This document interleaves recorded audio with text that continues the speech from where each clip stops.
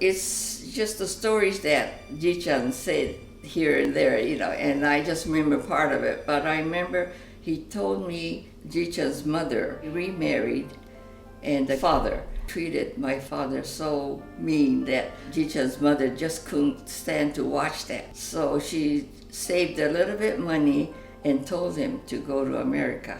That's where, he really went through a lot. He only had a few dollars and he was a houseboy. He tramped most of the way, and then he came to Terminal Island because he wanted to see Japanese. So the Terminal Island was becoming a group of Japanese getting together.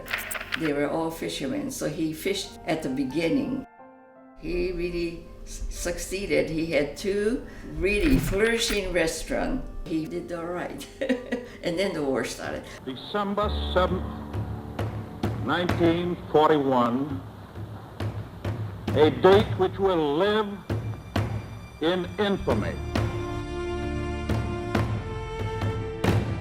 When we heard that people were going to be evacuated, I thought we in Utah were also going to be. And at that time, I remember hating the farms because it was so much work.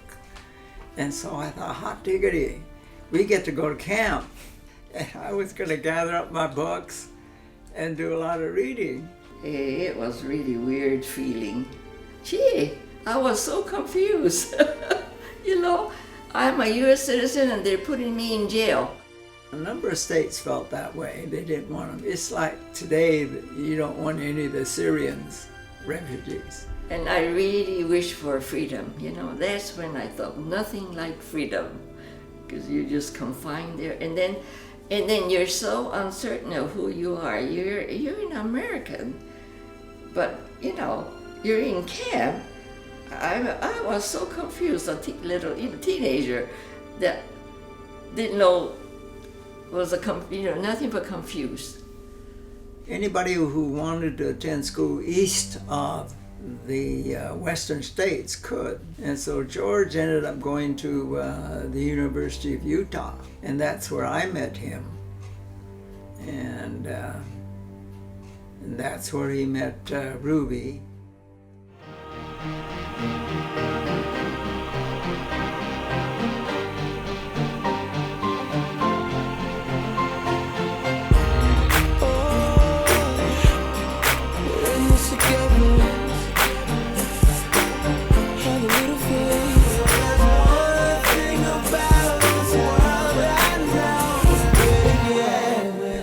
We always used was no shimpai.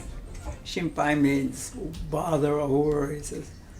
So whenever a problem confronts you and you can't solve it, you say, well, don't worry about it, it'll pass.